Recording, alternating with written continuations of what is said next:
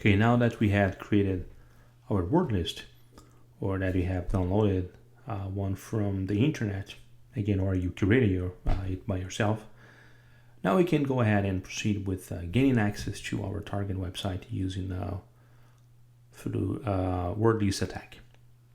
So we are going to use a tool called Hydra.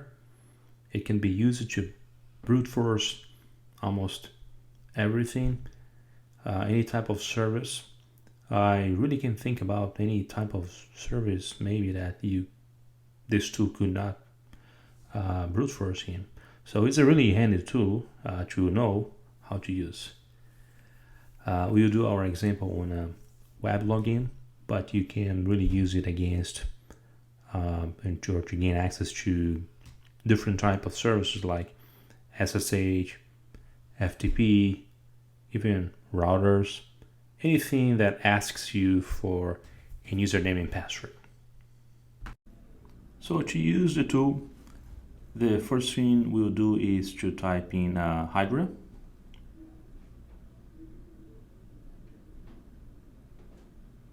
And I will put minus help to see how to use the tool. Then you see there is a large number of options here. Just don't feel overwhelmed with that.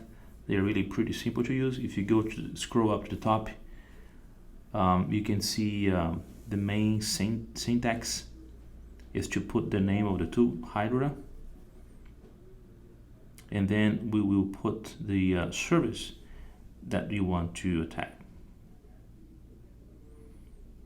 And you can see that they have examples here on FTP services,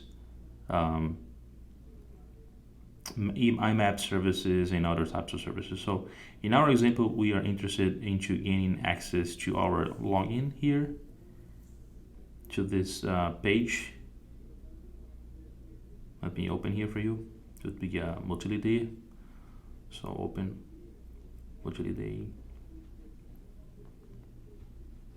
Okay. Go to the login portion. So yeah, so this is where we're trying to attack, okay? So we're going to assume that we don't know the username and password, and we would like to try to log in with the admin without knowing the password. So we try to figure out, we try to brute force the password. So our target service will be this one, right? So the first thing you need to know is the IP address. That's the IP address. I'll copy everything just in case. Then you need to put it after the name of the tool. So let me get back to the terminal. So we have Hydra. I'll paste what I had. I just don't need all of that right now. I just need the IP address, so I will remove the other stuff here for now.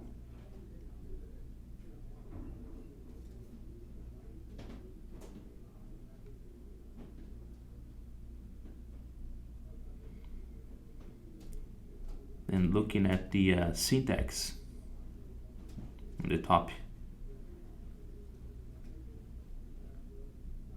you're gonna have to specify login and a password. So let's have a look on the -L, the -P options that you can use. You can use a small capital L to lower L to specify one username, or capital L to specify a list of usernames. In our example, we are only trying to gain access to the admin, so you not try a list of usernames. We just put the admin, as you see. Now we will do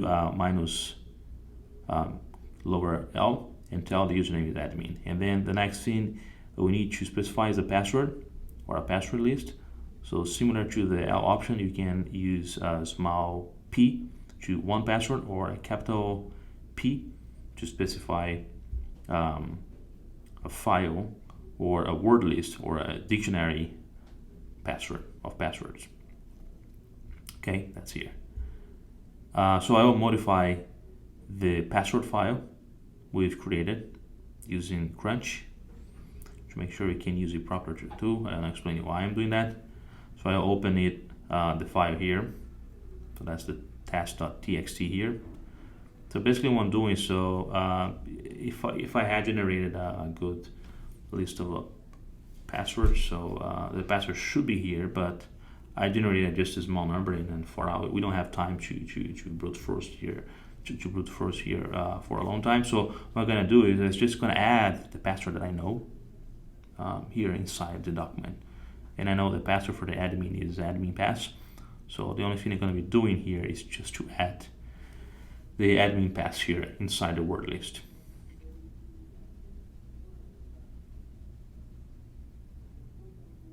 Okay, but if it's a good dictionary, you should have the password here, right? It was already generated. I'm just simplifying things for our example.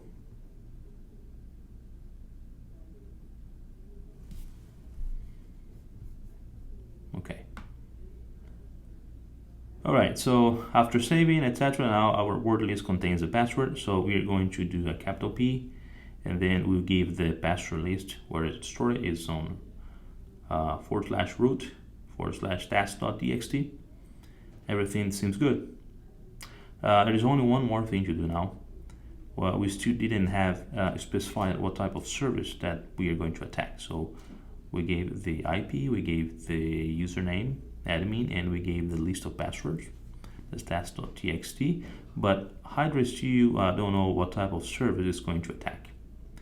And this is the most important option that you have to pay attention to. This is where you get very tricky and it can go wrong. Before I start talking about that, I will copy our command so far and paste it on the notepad. So let me just copy this so we don't lose that. Okay.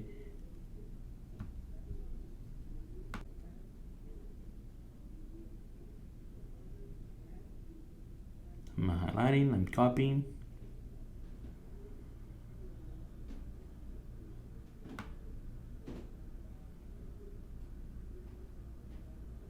Okay. So all we have to do now is to tell Hydra what type of service and how to use the service to root, in our case not a username, just to brute force the password for me. And you can see here in the help, it's telling us these are all of the type of supported services. I can't think of a service that is not supported by the tool, as I mentioned. So we can have a look at this, all of these options, and try then. But we are interested here in the HTTP, and there's going to be a minus and either get or post, depending on what our target service is using as a method. And after that is going to be a form, because it sends the HTML in a form of form, and it's telling you to choose those factors. So now I'm going to have to explain to you how I know how I can pick the right parameters here. So I'm going back to Utility DSC and right click, go to inspect element, right click it, and take a look for something called form. And what you can notice here is that when you find it, you see, okay, so here you go. So the method on the middle there, you see that the method is post.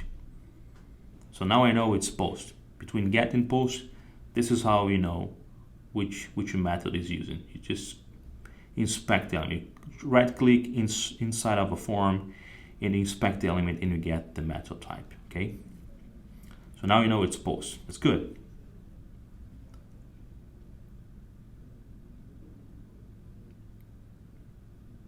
And also, if you see the URL at the top, you see it's HTTP. It's not using HTTPS. So therefore, the option of the service would be HTTP -post -form.